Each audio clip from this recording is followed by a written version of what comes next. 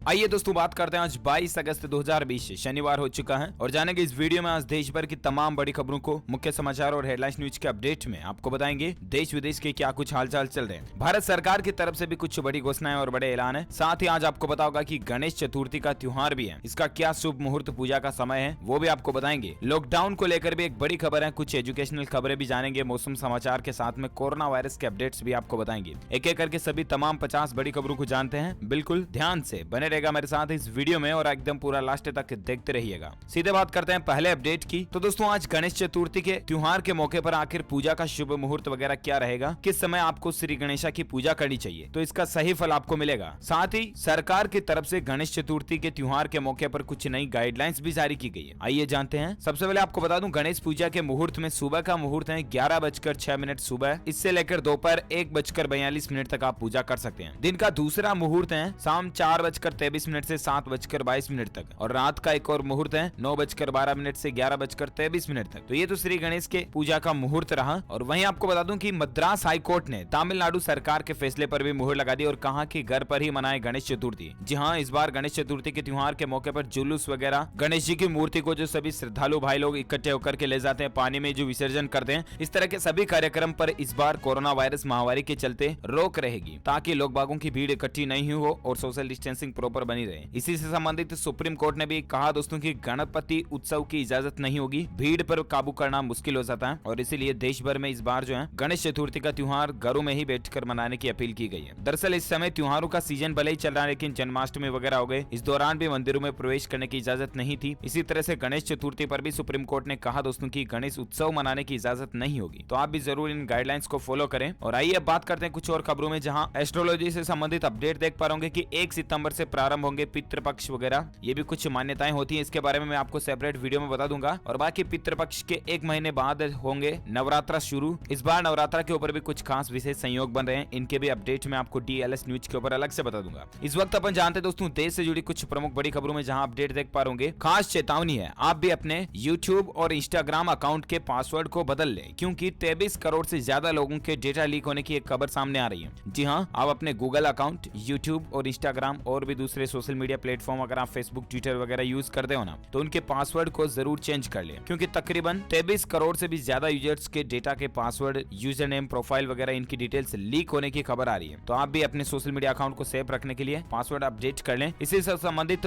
भारतीय state bank ने भी एक चेतावनी जारी की है दोस्तों कि अगर आपका भी बैंक अकाउंट है और आपने मोबाइल बैंकिंग वगैरह लॉगिन कर रखी है, तो जरा ध्यान से, सावधानी से, क्योंकि आपके मोबाइल पर हैकर्स की नजर है। अगर आपको बचना तो SBI ने कुछ टिप्स जारी की है। सबसे पहले इस बात का ध्यान रखें कि आप अपने मोबाइल फोन को कभी भी पब्लिक प्लेस पर ऐसे ही ना छोड़ें। अपने स्मार्टफोन में कोई भी एप्लीकेशन को यूज करने के बाद उसे बंद कर दें, ताकि वो आपकी कोई भी सर्विस को चालू नहीं रखेगा, जैसे लोकेशन शेयरिंग हो गया वगैरह वगैरह। इसके अलावा किसी भी अनजान नेटवर्क, वाईफाई वगैरह, अगर पब्लिक वाईफाई है तो उससे आप अपने मोबाइल को कनेक्ट करके कभी भी नेट बैंकिंग का इस्तेमाल ना करें। यूजर नेम और पासवर्ड जैसी सेंसिटिव जानकारी को अपने स्मार्टफोन में कहीं पर भी सेव ना रखें। वायरस प्रभावित डेटा को भी कभी भी दूसरे स्मार्टफोन में ना भेजें। बाकी आप अपने मोबाइल का रेगुलर बैकअप लेते रहें और अपने फोन का 15 डिजिट का जो यूनिक IMEI नंबर आता ना, उसको जरूर आप याद रखें या घर पर कहीं लिख कर रखें। इससे होता है दोस्तों कि अगर आपका मोबाइल फोन कहीं गुम जाता है तो भी आप उसे आसानी से ढूंढ सकते हैं। अपने IMEI नंबर को जानने के लिए आप अपने मोबाइल में *06# डायल कर सकते हैं। तो इन बातों का ध्यान रखें। अच्छा, SBI की जब बात हो रही तो SBI को लेकर और एक अपडेट देख पाओगे। भारतीय स्टेट बैंक के खाताधारकों के लिए खुशखबरी है, अब WhatsApp पर भी आपको ATM मशीन से पैसा निकालने की सुविधा मिलेगी। जी हाँ दोस्तों, SBI ने अपने ग्राहकों के लिए ATM आपके द्वारा नाम की एक नई सेवा शुरू की है, जिसमें सिर्फ आपको एक WhatsApp मैसेज करने का रहेगा और ATM मशीन आपके घर पैसा डिलीवर कर सकेगी। हालांकि ये नई सेवा फिलहाल सिर्फ लखनऊ शहर में शुरू की गई है। बहुत जल्द उम्मीद है पूरी ऑल इंडिया में ये अलग अलग बड़े शहरों में देखने को मिलेगी। अगली खबर देख सकते हैं कि अब इंडियन रेलवे होम डिलीवरी करेगा, आपके घर तक सामान पहुंचाएगा। जी हाँ दोस्तों, चीनी वायरस के काल के दौरान भी लोगों को घर तक सामान की होम डिलीवरी करने के लिए भारतीय रेलवे यानी इंडियन रेलवे जल्द ही भारतीय डाक की सेवाओं को लेगा। और इस बात की घोषणा खुद रेलवे बोर्ड के अध्यक्ष VK यादव ने की है। यादव ने कहा कि देश भर में घर तक सामान पहुंचाने के लिए रेलवे जो है वो भारतीय डाक, इंडियन पोस्टल सर्विस के साथ में साझेदारी करने जा रहा और बहुत जल्द अब आप इंडियन रेलवे के द्वारा भी घर पर पार्सल वगैरह मंगा पाओगे। रेलवे की एक और नई सेवा ये भी है दोस्तों की डिजिटल तरीके से भी आप पार्सल बुक करा पाओगे। आपको स्टेशन जाने की भी जरूरत नहीं पड़ेगी। ऑनलाइन ही डायरेक्टली आप इंडियन रेलवे के एप्लीकेशन के जरिए या रेलवे की वेबसाइट के जरिए भी आप अपना पार्सल वगैरह बुक करा पाओगे। भेजने में भी आसानी होगी और रिसीव करने में भी। अच्छा दोस्तों, रेलवे की जब बात हो रही तो इंडियन रेलवे एक और नई प्लानिंग बना रहा है, जिसके जरिए अब 4 धाम यात्रा करना आसान होगा। रेलवे खास कनेक्टिविटी पर काम कर रहा है। खुद रेल मंत्री ने ट्वीट करके ये बात की जानकारी दी है। और खास करके दोस्तों ये बूढ़े दादा दादी बुजुर्ग लोग जो है ना, वो अगर 4 धाम की यात्रा करना चाहते हैं तो इंडियन रेलवे उनके लिए एक नया सपने को साकार करने जैसा काम करने जा रहा है। रेल मंत्री पीयूष गोयल ने बताया दोस्तों कि भारतीय रेलवे चारों धामों को जोड़ने के लिए एक रेल कनेक्टिविटी पर काम कर रहा है और रेलवे ने इसके लिए एक सर्वे का काम भी काफी हद तक पूरा कर लिया। 4 धाम परियोजना के तहत रेलवे जो है ना, वो केदारनाथ, बद्रीनाथ, गंगोत्री, यमुनोत्री इन चारों मेन सेंटर को रेलवे कनेक्टिविटी के जरिए जोड़ेगा और इससे कुल मिलाकर के 4 धाम यात्रा करना बहुत इजी हो जाएगा, सरल हो जाएगा। यानी कि लोग बागों को बार बार अलग अलग बसों में बैठने उतरने की समस्या भी नहीं रहेगी, है ना। अच्छा, अगली खबर देख सकते हैं कि जियो ग्राहकों के लिए एक बड़ा तोहफा। अब फीचर फोन के जरिए भी आप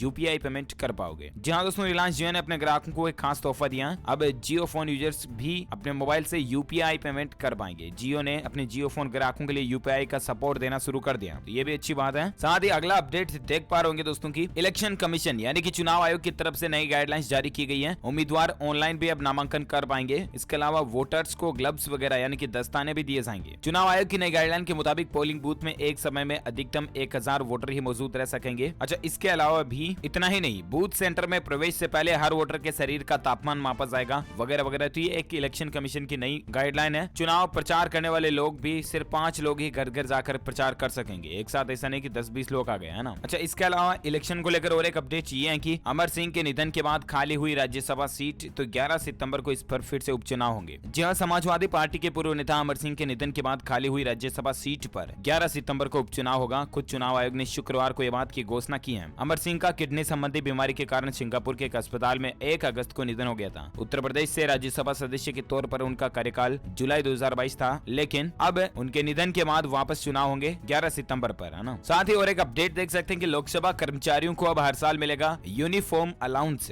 2 साल के इंतजार के बाद ये सरकार ने सुविधा दी है। जी हाँ, ड्रेस भत्ता मिलेगा उनको कपड़े पहनने के लिए। किन लोगों को? लोकसभा के कर्मचारियों को। इन कर्मचारियों को अब यूनिफॉर्म खरीदने के लिए हर साल भत्ता दिया जाएगा। इससे पहले इन्हें 2 साल में एक बार यूनिफॉर्म सिलाने के लिए कपड़ा मिलता था, लेकिन अब सालाना यूनिफॉर्म अलाउंस इनको दिए जाने की सरकार ने अनुमति दे दी है। और ये भत्ते की राशि महिला कर्मचारियों के लिए 17,000 रुपए और पुरुष कर्मचारियों के लिए 16,000 रुपए तक होगी। चलिए, साथ ही अगला अपडेट देख सकते हैं कि अब दूरदर्शन से होगी उत्तर प्रदेश बोर्ड की 10वीं और 12वीं कक्षा की छात्रों की ऑनलाइन पढ़ाई। जी हाँ, उत्तर प्रदेश सरकार ने विद्यालयों के खुलने से पहले तक इस सत्र के नियमित करने के उद्देश्य से उत्तर प्रदेश बोर्ड की 10वीं और 12वीं कक्षा के विद्यार्थियों की ऑनलाइन पढ़ाई के लिए दूरदर्शन चैनल का सहारा लेने का निर्णय लिया है। हालांकि स्वयं प्रभा चैनल के डीटीएच, डिश टीवी और जियो टीवी ऐप पर भी उपलब्ध होने के कारण प्रदेश के दूर दराज वगैरह छात्र जो हो गए ना, इनको शैक्षणिक वीडियोस का लाभ नहीं मिल पा रहा। इसलिए बोर्ड वाली परीक्षा कक्षाओं की जो है ऑनलाइन पाठन अब दूरदर्शन पर कराने का डिसीजन लिया गया। तो आप भी दूरदर्शन चैनल के जरिए पढ़ाई कर सकते हैं। इसकी टाइमिंग वगैरह क्या रहेगी और अपडेट आएगा तो मैं आपको बता दूंगा। अच्छा, एजुकेशनल खबरों के साथ में मैं आपको कुछ और शिक्षा से संबंधित अपडेट बता दूं। खबर देख पा रहे होंगे कि AICTE MBA और PGDM एडमिशन के जो नियम जारी हुए हैं, क्वालिफाइंग एग्जाम के मार्क्स से इस बार एडमिशन दिया जाएगा। अखिल भारतीय तकनीकी शिक्षा परिषद ने वर्तमान समय में कोरोना वायरस की स्थिति को देखते हुए देश भर के प्रबंधन संस्थान जो है ना, MBA हो गया, PGDM, इस तरह के कोर्सेज में दाखिले के लिए प्रक्रिया में बदलाव किया। तो आप अपने रिलेटेड ऑफिशियल वेब पोर्टल पर जाकर के जानकारी चेक कर लीजिएगा। और एक खबर देख सकते हैं शिक्षा से संबंधित की JEE मेंस और नीट की परीक्षा की तारीखों का ऐलान हो चुका है। NTA वगैरह की जो एग्जाम्स हैं वो सितंबर महीने में होंगे। और ऐसे में दोस्तों JEE मेन की परीक्षा जो है वो 1 से लेकर 6 सितंबर के बीच होगी, ठीक है। जबकि नीट UG की परीक्षा 13 सितंबर को होगी। NTA की तरफ से ये कह दिया गया है। और भी आप ऑफिशियल पोर्टल पर जानकारी चेक करते रहिएगा। साथ ही खबर देख सकते हैं कि पटना विश्वविद्यालय ने UG और PG में एडमिशन के लिए संशोधित कैलेंडर भी जारी कर दिया। पटना यूनिवर्सिटी ने UG PG में एडमिशन करने के लिए एक नया शैक्षणिक कैलेंडर जारी किया है, जिसमें तारीखों में कुछ बदलाव वगैरह भी किए गए। तो आप पटना यूनिवर्सिटी के ऑफिशियल वेब पोर्टल पर जाकर के ऑफिशियल शेड्यूल चेक कीजिएगा। कुछ इन्फॉर्मेशन आप स्क्रीन पर वीडियो को पॉज करके भी यहाँ पर देख सकते हैं। चलिए, साथ ही अगला अपडेट है कि UGC नेट 2020 को लेकर सरकार ने कुछ नई गाइडलाइन जारी की है। नेशनल टेस्टिंग एजेंसी यानी कि NTA ने UGC नेट वगैरह, इग्नू, ओपन मेट और PhD Delhi university entrance exam और ICAR एग्जाम सहित विभिन्न एग्जाम की नई तारीखों की घोषणा कर दी है। आप ऑफिशियल वेबसाइट www.nta.ac.in पर जाकर के जानकारी चेक कर लीजिएगा। इसके अलावा दोस्तों ITI में प्रवेश के लिए भी आखिरी तारीख को बढ़ा दिया। अभी तक 2 लाख से ज्यादा आवेदन आए थे और कुछ एप्लीकेशन फॉर्म की संख्या में कम को देखते हुए इस बार आवेदन की तारीख को बढ़ा दिया। चलिए, साथ ही अगला अपडेट देख सकते हैं। दिल्ली विश्वविद्यालय में छात्र संघ की मांग है कि छात्रों को फीस में रियायत मिले और एक ही बार की बजाय किस्तों में भी फीस ली जाए। अभी जो कोरोना वायरस की महामारी का मध्यकाल चल रहा है, इस दौरान दोस्तों दिल्ली यूनिवर्सिटी के छात्रों ने दिल्ली यूनिवर्सिटी में डीन ऑफ कॉलेजेस बलराम पानी को ज्ञापन सौंपकर, यहाँ के जो प्रोफेसर है बलराम पानी, इनको ज्ञापन सौंपकर छात्रों को कॉलेज कॉलेज फीस में रियायत देने के लिए कदम उठाने की मांग वगैरह भी की जा रही है। देखते हैं इसके बाद यूनिवर्सिटी प्रशासन की तरफ से क्या फैसला लिया जाता है, मैं आपको बताऊंगा। इसके अलावा एक अच्छी खबर यह है कि अब MBBS के बाद कर सकते हैं 2 साल का PG डिप्लोमा। 8 स्पेशलाइजेशन कोर्स को केंद्र सरकार की मंजूरी मिल चुकी है। जो स्टूडेंट्स दोस्तों मेडिकल की पढ़ाई वगैरह कर रहे हैं ना, उनके लिए अच्छी खबर है। अब आप MBBS के बाद 2 साल का एक PG डिप्लोमा कोर्स भी कर सकते हैं। केंद्र सरकार ने इस तरह के 8 स्पेशल कोर्सेज को मंजूरी दी है, जिनकी लिस्ट भी आप स्क्रीन पर देख सकते हैं। साथ ही खबर है कि APICET परीक्षा के एडमिशन कार्ड लॉन्च हो चुके हैं, जारी हो चुके हैं। Andhra Pradesh state council of higher education के जो एडमिशन कार्ड है वो ऑफिशियल पोर्टल की तरफ से डाउनलोडेबल हो चुके हैं, यानी कि आप डाउनलोड कर सकते हैं। इनको आप ऑफिशियल वेबसाइट www.apsche.org पर जाकर के डाउनलोड वगैरह कर सकते हैं। ओके, तो ये तो रहे आज की कुछ एजुकेशनल खबरें, और आइए अब नजर डालते हैं आज के कोरोना वायरस से जुड़े अपडेट्स क्या आ रहे हैं। तो खबर देख सकते हैं, पिछले 24 घंटों के दौरान भारत में 69,000 से भी ज्यादा नए संक्रमित केस देखे गए, और इसके बाद भारत में संक्रमित लोगों की कुल संख्या 29,73,000 से ज्यादा पहुंच चुकी है, जिसमें से 6,96,000 केस एक्टिव है, यानी कि सक्रिय, जिनका इलाज चल रहा है, जबकि 22,20,000 से ज्यादा लोग ठीक हो चुके हैं भारत में, है ना। वहीं इस कोरोना महामारी के चलते भारत में मरने वालों की कुल संख्या 55,928 तकरीबन 56,000 तक पहुंच चुकी है। तो ये तो रहे भारत में कोरोना के आज के ताजा अपडेट्स, और इससे संबंधित कुछ और अपडेट देख पा रहे कि खुशखबरी है, दिल्ली में दोबारा खुलेंगे वीकली मार्केट। ये नियम फॉलो करने होंगे। जहां राजधानी दिल्ली में काफी महीनों के बाद अब फिर से मार्केट वगैरह को खोलने की इजाजत सरकार की तरफ से दी जा रही है। DDMA यानी कि दिल्ली आपदा प्रबंधन प्राधिकरण जो है ना, उसने शुक्रवार को 24 से लेकर 30 अगस्त के लिए ट्रायल के आधार पर साप्ताहिक बाजार खोले जाने की अनुमति दी है। इस ट्रायल मतलब लोगों की कितनी भीड़ वगैरह मार्केट में देखने को मिलती है, उसके बाद प्रशासन की तरफ से फैसले को कुछ बदला जाएगा या नियमों में सख्ती लाई जाएगी, है ना। साथ ही खबर देख सकते हैं कि हरियाणा राज्य में भी अब शनिवार और रविवार को दुकानें बंद रहेगी, ऑफिस भी नहीं खुलेंगे, सिर्फ जरूरी सेवाएं बोले तो मेडिकल, डेयरी वगैरह ये हो गए, यही चीजें खुली रहेगी। हरियाणा सरकार की तरफ से भी चीनी वायरस की बढ़ती महामारी को देखते हुए कुछ लॉकडाउन के नियम लागू करने का फैसला लिया गया है, और अब हरियाणा में हर शनिवार और रविवार को दुकानें बंद रहेंगी। चलिए अब नजर डालते हैं आज के ताजा मौसम समाचार, वेदर न्यूज अलर्ट आखिर क्या करें। तो महाराष्ट्र के अंदर मुंबई, ठाणे समेत कई इलाकों में अगले 24 घंटों के दौरान भारी बारिश की संभावना है। IMD का ये अलर्ट है। साथ ही अगले 24 घंटों के दौरान इन 4 राज्यों में बाढ़ का भी खतरा मंडरा रहा। केंद्रीय जल आयोग की तरफ से चेतावनी जारी की गई है। कौन कौन से 4 राज्यों में बाढ़ आ सकती है, तो आपको बता दूं, भारतीय मौसम विभाग की चेतावनी के मुताबिक अगले कुछ घंटों में उत्तर आंतरिक कर्नाटक के कोंकण और बेलगाम जिले के रत्नागिरी, उत्तरी गोवा, दक्षिण गोवा के जिलों में, इन जगहों पर कुछ क्षेत्रों और पड़ोस के आसपास के एरियाज में अगले कुछ घंटों के दौरान बाढ़ का खतरा बढ़ सकता है। इसके अलावा कई राज्यों में भारी बारिश की चेतावनी भी है, जैसे उत्तर प्रदेश, मध्य प्रदेश, उड़ीसा, गुजरात, जम्मू कश्मीर, उत्तराखंड, हिमाचल प्रदेश, पश्चिम बंगाल वगैरह वगैरह। मैं आपको संपूर्ण भारत के आज के मौसम पूर्वानुमान बता देता हूँ, जहाँ हरियाणा, उत्तर प्रदेश समेत कई राज्यों के लिए भारी बारिश का अलर्ट जारी किया गया। कौन कौन से राज्यों में, तो खबर देख सकते हैं कि अगले 24 घंटों के मौसम पूर्वानुमान की अगर बात करें ना, तो उड़ीसा, गंगेय पश्चिम बंगाल, झारखंड, उत्तरी तेलंगाना, मध्य प्रदेश के कुछ हिस्सों में भारी बारिश की संभावना है। साथ ही पूर्वी राजस्थान, कोंकण, गोवा, तटीय कर्नाटक और गुजरात के कुछ जगहों पर भी हल्की से मध्यम बारिश हो सकती है। इसके अलावा हिमाचल प्रदेश, उत्तराखंड, पंजाब, बिहार, उत्तर प्रदेश, उप हिमालय, पश्चिम बंगाल, सिक्किम और पूर्वोत्तर भारत में हल्के से मध्यम बारिश की संभावना है। उत्तर कर्नाटक, भारत के कुछ उत्तरी हिस्सों में, साथ ही आंध्र प्रदेश में भी कुछ हल्के फुल्के बारिश की संभावना जताई जा रही है। तो ये रहे आज के वेदर न्यूज अलर्ट मौसम समाचार, और आइए अब बात करते हैं दोस्तों सराफा बाजार में अभी सोने चांदी के रेट क्या चल रहे हैं। तो लगातार तीसरे दिन सोने की कीमतों में गिरावट देखने को मिली है। जी हाँ, आज के रेट के मुताबिक दोस्तों सोने में 94 रुपए तक की गिरावट आई, और अभी चांदी में 782 रुपए तक की प्रति किलोग्राम तक चांदी में गिरावट देखी गई। सोने की नई रेटें हैं 52,990 रुपए प्रति 10 ग्राम। वहीं इस वक्त चांदी का रेट चल रहा है 67,390 रुपए प्रति किलोग्राम। तो ये रहे आज के सराफा बाजार में gold and silver price today news update. और आइए अब नजर डालते हैं देश से जुड़े कुछ और अपडेट पर। खबर देख पा रहे सुशांत सिंह राजपूत को लेकर, उनके शरीर पर लगे चोट के निशान को फिर से एम्स की फॉरेंसिक टीम जो है स्टडी करेगी कि आखिर उन्होंने जो इस दुनिया को अलविदा कहा, आखिर किस कारण की वजह से, या क्या इसके पीछे साजिश हो सकती है। साथ ही CBI ने हाउस मैनेजर से 5 घंटे तक पूछताछ की। पोस्टमार्टम करने वाले डॉक्टर भी शक के घेरे में आ रहे हैं। तो CBI तो बिल्कुल जड़ से पूरी तरह से जांच कर रही है, और उम्मीद है दोस्तों बहुत जल्द में सुशांत सिंह राजपूत का ये केस का मामला जो है सुलझा हुआ दिखाई देगा CBI के बाद। खैर देखते हैं, जो कोई भी अपडेट आएगा मैं आपको बताता रहूंगा DLS न्यूज के माध्यम से। फिलहाल आप अगली खबर देख सकते हैं कि RC जो होती है ना, गाड़ी की RC रजिस्ट्रेशन सर्टिफिकेट, वो जारी करने के दौरान अब आपको एक खास जानकारी शेयर करनी पड़ेगी, क्योंकि सरकार फॉर्म 20 में बदलाव करने की प्लानिंग बना रही है। दरअसल अब जो है ना, सरकार नए वाहनों के रजिस्ट्रेशन यानी कि RC के नियमों को कुछ कठोर बनाने जा रही है, क्योंकि गाड़ी का रजिस्ट्रेशन करते समय उसके मालिकाना हक को साफ क्लियरिफिकेशन किया जाएगा, और इसीलिए तो फॉर्म 20 में बदलाव किया जा रहा है। ये मसौदा सेंट्रल मोटर व्हीकल एक्ट 1989 के तहत फॉर्म 20 में बदलाव किया जाएगा। 18 अगस्त को ये संशोधन भी जारी किया गया, और भी इसके बारे में ज्यादा जानकारी आप स्क्रीन पर देख सकते हैं। सकते हैं। साथ ही खबर देखिए कि भारतीय कंपनियों को राहत देने के लिए सरकार जल्द ही कोई बड़ा कदम उठा सकती है। हर साल होगी करोड़ों रुपए की बचत। जी हाँ, लोकल स्तर पर निवेश को बूस्ट करने और विदेशी आउटफ्लो को कम करने के उद्देश्य से अब एक सरकार नई प्लानिंग बनाने जा रही है और इसमें केंद्र सरकार चाहती है दोस्तों की भारतीय कंपनियां अपने विदेशी पार्टनर्स को कम रॉयल्टी दें। इस बारे में सरकार ने एक कैबिनेट ड्राफ्ट का नोटिस भी तैयार किया है। एटलीस्ट यही मकसद है कि आत्मनिर्भर भारत बने, विदेशों से भारत का कनेक्शन जितना हो सके कम रहे। हालांकि फॉरेन ट्रेडिंग चलती रहेगी, विदेशों से भी भारत का व्यापार चलता रहेगा, ऐसा नहीं है बिल्कुल, लेकिन जितनी ज्यादा हो सके, जितनी ज्यादा संभावनाएं हो सके, उतनी हमारी भारत में ही चीजें बने और भारत में ही बिके, भारत में ही काम में आए। तो एटलीस्ट उनकी बनाने की प्रोसेस के चलते भारत में लोगों को रोजगार मिलेगा और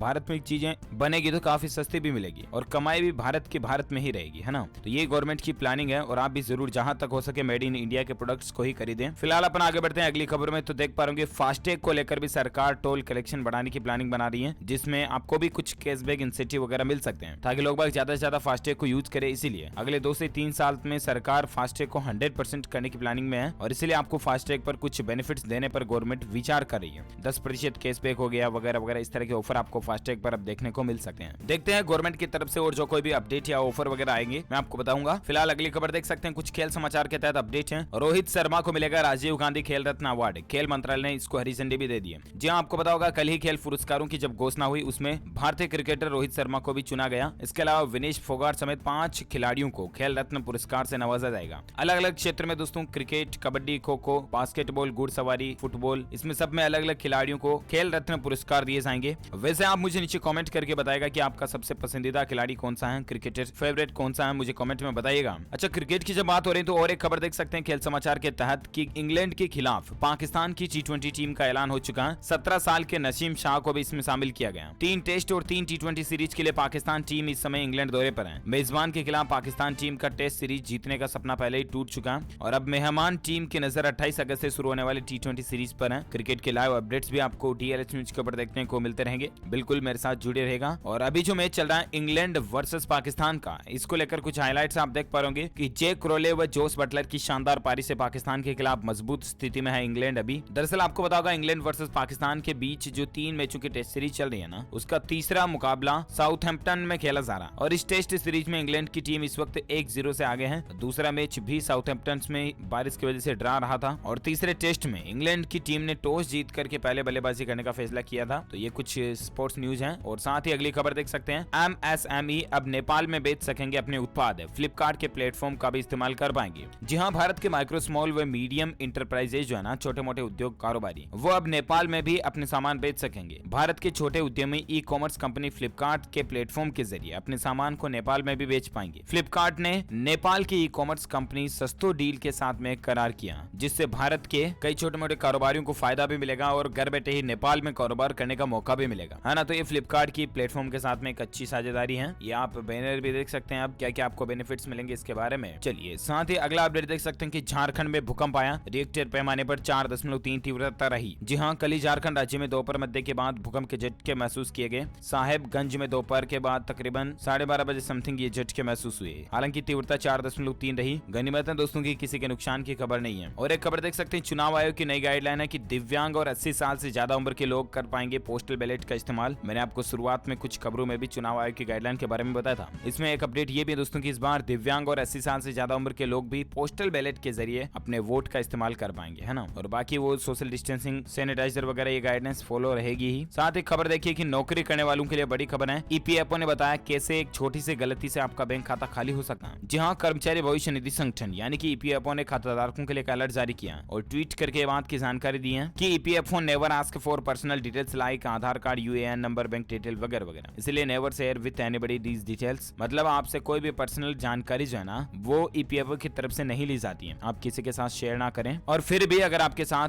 EPFO से संबंधित कोई फ्रॉड या धोखाधड़ी हो जाती है तो आप टोल फ्री नंबर 1800118005 पर कॉल करके संपर्क आप कर सकते हैं और अपनी शिकायत दर्ज भी करा सकते हैं। चलिए साथ ही खबर देखिए, युवाओं की नौकरी के बाद राज्य की बहनों के लिए मुख्यमंत्री शिवराज का एक बड़ा ऐलान है। खातों में डाले जाएंगे 1,000 रुपए। जी हाँ, युवा लोगों को नौकरी देने के ऐलान के बाद मुख्यमंत्री शिवराज सिंह चौहान ने राज्यों की बहनों को खास तोहफा दिया। जी हाँ, युवाओं की नौकरी के ऐलान के बाद मुख्यमंत्री शिवराज सिंह चौहान जो है ना, मध्य प्रदेश के मुख्यमंत्री, इन्होंने राज्य की बहनों को खास तोहफा देते हुए कहा कि राज्य की जो स्पेशल गरीब कैटेगरी वाली महिलाएं हैं, सहरिया, भारिया, बेगा, झंझारी, जाति की बहनों के लिए 1,000 रुपए हर महीने देने की योजना की घोषणा की है। परंतु जब 1.25 साल में सीएम नहीं रहा तो मेरी बहनों का पैसा नहीं मिला, ये कहना है मुख्यमंत्री का। और इसीलिए मुख्यमंत्री बनते ही मैंने फैसला किया कि 1,000 रुपए तुरंत आपके खातों में डाले जाएंगे। और इतना ही नहीं, एक बार नहीं बल्कि हर महीने सरकार की तरफ से जो है इन गरीब महिलाओं को अब हर महीने 1,000 रुपए दिए जाएंगे। अच्छी बात है। साथ ही खबर देख सकते हैं कि मुख्यमंत्री अशोक गहलोत 22 अगस्त को कई सारी योजनाओं का शिलान्यास वगैरह भी कर सकते हैं। ऐसे भी मीडिया रिपोर्ट चली कि आज कई सारी योजनाओं का शिलान्यास हो सकता है। देखते हैं क्या क्या नई योजनाएं आज घोषित होती है, मैं आपको बता दूंगा दिन में डीएलएस न्यूज के ऊपर। फिलहाल खबर देख सकते हैं कि अब ज्वेलर्स भी ऑनलाइन करवा सकेंगे रजिस्ट्रेशन। सोने के आभूषणों के हॉल मार्किंग केंद्रों की मान्यता लेना भी आसान होगा, जहां आभूषण कारोबारी अब अपना ऑनलाइन रजिस्ट्रेशन करवा सकते हैं। केंद्रीय उपभोक्ता मामलों और खाद्य एवं सार्वजनिक वितरण मंत्री रामविलास पासवान ने शुक्रवार को ज्वेलर्स के रजिस्ट्रेशन और नवीनीकरण की ऑनलाइन प्रणाली का शुभारंभ किया। तो एटलीस्ट ये सुंदर वगैरह जो ज्वेलर्स हैं उनके लिए राहत की बात है दोस्तों। और एक खबर है टेक न्यूज के तहत कि बीएसएनएल ने अपने यूजर्स को तोहफा दिया, जहां आपको 5 GB फ्री डेटा वगैरह मिल रहा है। तो अगर आप भी बीएसएनएल के ग्राहक हैं तो इन ऑफर्स का फायदा उठा सकते हैं। इसकी कुछ टर्म्स एंड कंडीशंस हैं, स्क्रीन पर देख लीजिएगा। और एक खबर है कि चीन से आयातित सोलर उपकरणों पर भी अब सरकार लगाम लगाने की तैयारी कर रही है। 40% तक आयात शुल्क लगाने का प्रस्ताव है। जो बाहर से चाइना से जो सोलर प्लेट वगैरह आते हैं ना, इनको भी अब भारत में बनाया जाएगा। और एटलीस्ट भारत में मेक इन इंडिया का काम जल्द से जल्द बहुत तेजी से शुरू होने जा रहा है। तो यही हम सभी भारतीयों के लिए बड़े ही गौरव की बात है। और एक खबर देखिए कि सरकार ने शिक्षकों को लेकर एक बड़ा कदम उठाया। बिहार राज्य की बात हो रही है। यहाँ अब नियोजित नहीं बल्कि नियुक्त किए जाएंगे टीचर्स को। बिहार में अब न्यू टीचर प्लानिंग मैनुअल के तहत सरकारी स्कूलों में शिक्षक को नियोजित नहीं किए जाएंगे बल्कि नियुक्त किए जाएंगे। इस बार में शिक्षा विभाग जो बिहार एजुकेशनल डिपार्टमेंट जो है ना, उसने इसका एक आधिकारिक सूचना यानी नोटिफिकेशन भी जारी कर दिया। तो ये अपडेट है। और साथ ही खबर देख सकते हैं कि पद्म भूषण और लोक गायिका शारदा सिन्हा भी चीनीवारे से पॉजिटिव पाई गई है। महाराष्ट्र में कुल 14,161 नए मामले हो चुके हैं कोविड-19 को लेकर। ये रिसेंट का अपडेट है। साथ ही टेक न्यूज के तहत खबर देख सकते हैं कि गूगल डियो ने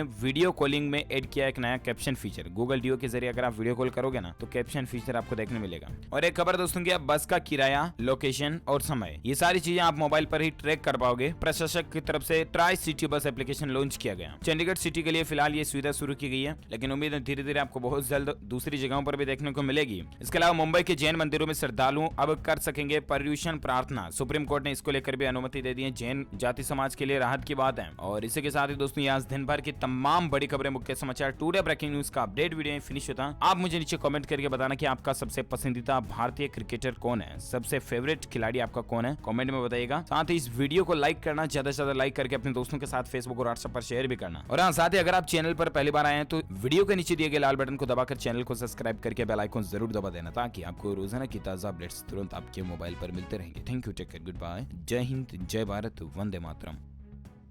उससे पहले मैं आपको एक बहुत ही अच्छी बात बताने जा रहा हूं भारत में बनी एक नई ऐप के बारे में, जिसका नाम है बोलकर ऐप, जिसने 53 करोड़ की फंडिंग चाइनीज इन्वेस्टर से लेने से मना कर दिया। मैं आपको इस चैनल के माध्यम से इस ऐप के बारे में बता रहा हूं। दोस्तों, चाइनीज ऐप के बैन होने के बाद भारत को मिल गया अपना पहला नॉलेज शेयरिंग मंच। हाँ दोस्तों, ज्ञान साझा करने का मंच। ये एक एप्लीकेशन है जो की बहुत तेजी से वायरल हो रहा है। जी हाँ दोस्तों, बोलकर नाम की एक नई एप्लीकेशन आई है जो की IITians के द्वारा बनाई गई है। इस ऐप का एक ही मकसद है, आप सभी का ज्ञान बढ़ाना और हर दिन कुछ नया सिखाना। इस ऐप पे आप कोई भी सवाल पूछ सकते हैं और दूसरे के सवाल पे जवाब भी दे सकते हैं। देश के बहुत सारे अनुभवी और प्रतिष्ठित लोग भी इस ऐप से जुड़ चुके हैं और हर दिन अपना ज्ञान साझा करते हैं। आप भी दूसरों के सवालों का जवाब दे सकते हैं और एक्सपर्ट बन सकते हैं। यहाँ तक कि दोस्तों 15 अगस्त के दिन गूगल के प्ले स्टोर पर नॉलेज एप्लीकेशन की लिस्ट में भारत का ये ऐप भी ट्रेंडिंग में रह चुका है। तो आइए दोस्तों, साथ मिलकर के अपने विचारों को साझा करें और देश का सम्मान बढ़ाएं। इस ऐप का नाम है बोलकर ऐप, BOLKAR। इस ऐप को डाउनलोड करने का लिंक आपको इस वीडियो के नीचे डिस्क्रिप्शन में मिल जाएगा। तो दोस्तों, इस एप्लीकेशन को आप भी एक बार जरूर डाउनलोड कीजिए और भारत के लोगों के साथ अपना ज्ञान साझा कीजिए।